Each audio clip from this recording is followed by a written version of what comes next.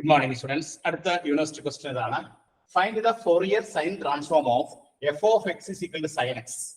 0 less than x less than pi, 0 x greater than pi. So, the function രണ്ട് interval ആണ് define ചെയ്തിരിക്കുന്നത്. 0 മുതൽ pi വരെ ഫംഗ്ഷന്റെ വാല്യൂ sin x ആണ്. x greater than pi ന്റെ ഫംഗ്ഷന്റെ വാല്യൂ 0 ആണ്. നമ്മൾ കണ്ടുപിടിക്കേണ്ടതാണ് Fourier sine transform ആണ് കണ്ടുപിടിക്കേണ്ടത്. ഇത് എന്ത് ചോദിച്ചതാണ്?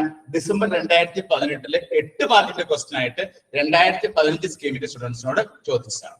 അപ്പോൾ നമുക്ക് Fourier sine transform കണ്ടുപിടിക്കാം. Fourier sine transform ആണുള്ള formula fs of x is equal to root of 2 by pi integral 0 to infinity f of x sin sx dx. First we write the formula for Fourier sine transform. Root of 2 by pi. Fourier sine transform representation is fs of x. Root of 2 by pi integral 0 to infinity f of x sin sx dx. നമ്മുടെ ഈ പ്രോബ്ലത്തിലെ function define ചെയ്തിരിക്കുന്നത് 0 to pi ലാണ്. അപ്പോൾ 0 to infinity എന്നുള്ള എന്തായിട്ട് മാറും? 0 to pi ആയിട്ട്. Therefore we can write it as root of 2 by pi then 0 to pi f of x എന്താണ്? sin x sin sx dx. ഇനി നമുക്ക് അതിനെ ഇന്റഗ്രേറ്റ് ചെയ്യണം. ഇന്റഗ്രേറ്റ് ചെയ്യാനായിട്ട് ഇവിടെ നമുക്ക് ഇങ്ങനെ എഴുതാം root of 2 by pi integral 2 into ഇവിടെ 1 by 2 into 0 to pi 2 sin x sin sx dx. ഞാൻ ഒരു 2 കൊണ്ട് ഗുണിക്കുകയും ചെയ്ത് 2 കൊണ്ട് ഹരിക്കുകയും ചെയ്തു. ഇതിന് വേണ്ടിയിട്ടാണ് എനിക്ക് 2 sin a sin b എന്നുള്ള ഫോർമുല അപ്ലൈ ചെയ്യണം. 2 sin a sin b എന്നുള്ള ഫോർമുല അപ്ലൈ ചെയ്താൽ മാത്രമേ നമുക്ക് അതിന് ഇന്റഗ്രേറ്റ് ചെയ്ത് ലിമിറ്റ് അപ്ലൈ ചെയ്യാൻ സാധിക്കൂ. എന്താണ് 2 sin a sin b? 2 sin a sin b trigonometric identity ആണ്. ആ ഐഡന്റിറ്റി ഫോർമുല എന്താണ്? cos a minus b minus cos a plus b. ഇതാണ് trigonometric identity. 2 sin a sin b എന്ന് പറയുന്നത് cos a minus b minus cos a plus b ആണ്. ആ identity ഉപയോഗിച്ച് നമ്മൾ ചെയ്യുമ്പോൾ ഇവിടെ നമുക്ക് എന്ത് വരെ നോക്കാം? root of 2 by pi into 1 by 2 integral 0 to pi. ഇവിടെ എയുടെ സ്ഥാനത്താണ് x, ബിയുടെ സ്ഥാനത്ത് എന്താണ് sx. അപ്പൊ നമ്മൾ ആ ഫോർമുല കൊടുക്കുമ്പോൾ cos x minus sx minus cos x plus sx. ഇനി നമുക്ക് അതിനെ ഇന്റഗ്രേറ്റ് ചെയ്യാം. root of 2 by pi into 1 by 2 ഇതിനെ ഇന്റഗ്രേറ്റ് ചെയ്യുമ്പോൾ ഇന്റഗ്രേറ്റ് ചെയ്യുന്നതിന് മുമ്പ് നമുക്ക് ഒന്നുകൂടി അതിനൊന്ന് സിംപ്ലിഫൈ ചെയ്യാം. അതിനുശേഷം ഇന്റഗ്രേറ്റ് ചെയ്യാം. This is equal to integral 0 to pi then ഇവിടെ 1 minus x cos 1 minus s into x minus cos 1 plus s into x. അപ്പോൾ x നമ്മൾ കോമൺ ആയിട്ടുള്ള x ഇവിടുന്ന് പുറത്തെടുത്തു, ഇവിടുന്ന് പുറത്തെടുത്തു. ഇനി അതിനെ ഇന്റഗ്രേഷൻ ചെയ്യാൻ പോവാണ്. root of 2 by pi into 1 by 2 into ഇവിടെ ഇന്റഗ്രേറ്റ് ചെയ്യുമ്പോൾ കോസിന്റെ ഇന്റഗ്രൽ എന്താണ്? സൈൻ ആണ്. അപ്പൊ sign 1 minus s into x divided by 1 minus s. അപ്പൊ കോസിനെ ഇന്റഗ്രേറ്റ് ചെയ്യുമ്പോൾ സൈൻ കിട്ടും, പ്ലസ് സൈൻ ആണ് കിട്ടുന്നത്. എക്സിന്റെ കോഎഫിഷ്യന്റ് താഴെ കിട്ടും. ഇവിടെ എന്താ ചെയ്യുന്നത് നോക്കി? Sine 1 plus s into x divided by 1 plus s. Lower limit 0, upper limit 5. Integration part കഴിഞ്ഞു. ഇനി നമ്മൾ ചെയ്യേണ്ടതാണ് ലിമിറ്റ് അപ്ലൈ ചെയ്യാവുന്നതാണ്. നെക്സ്റ്റ് സ്റ്റേജില് നമുക്ക് ലിമിറ്റ് അപ്ലൈ ചെയ്യാം.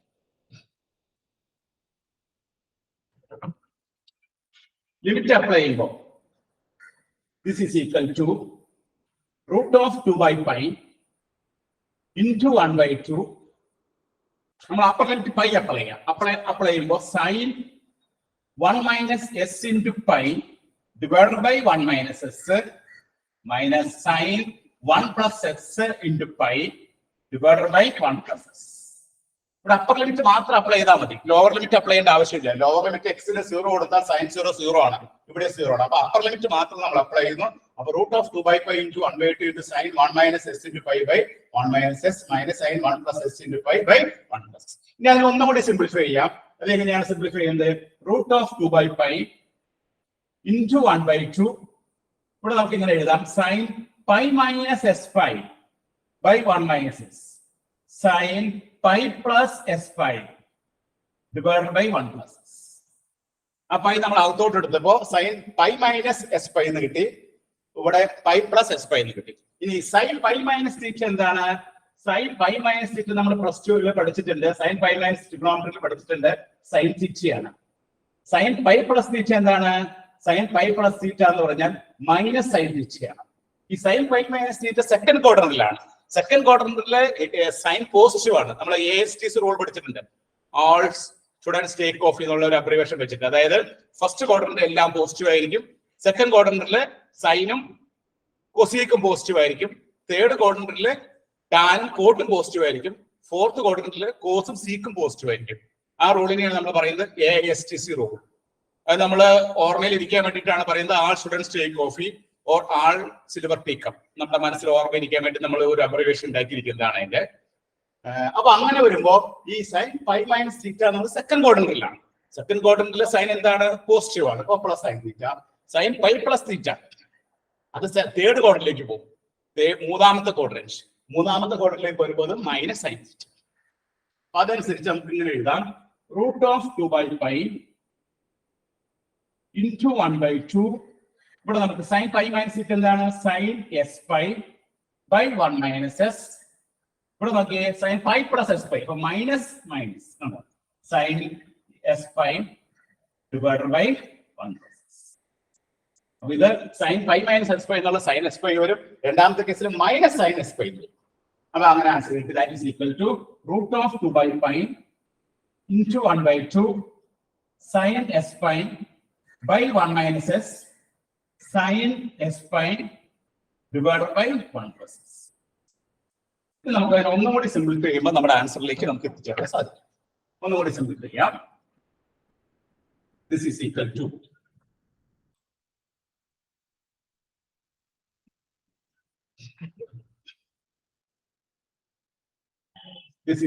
to fs of s is equal to √2/π into 1/2. Then ഇവിടെ LCM കോമൺ LCM എന്താണ്? 1 മൈനസ് എസ് സ്ക്വയർ ആണ്.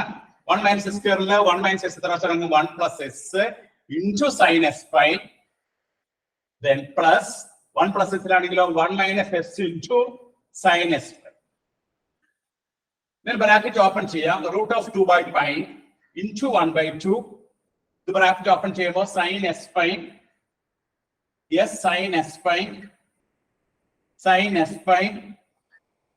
Minus S sine S pi divided by 1 minus S pi. ഇതിൽ S sine S pi minus S sine S pi വെട്ടിക്കളയുന്നു. അപ്പൊ നമുക്ക് √2/π into 1/2 into sine S pi 2 sine S pi divided by 1 minus S pi. ഈ 2 ഉം 2 cancel ചെയ്യുന്നു. നമുക്ക് അവസാനം കിട്ടുന്ന ആൻസർ എന്താണ്?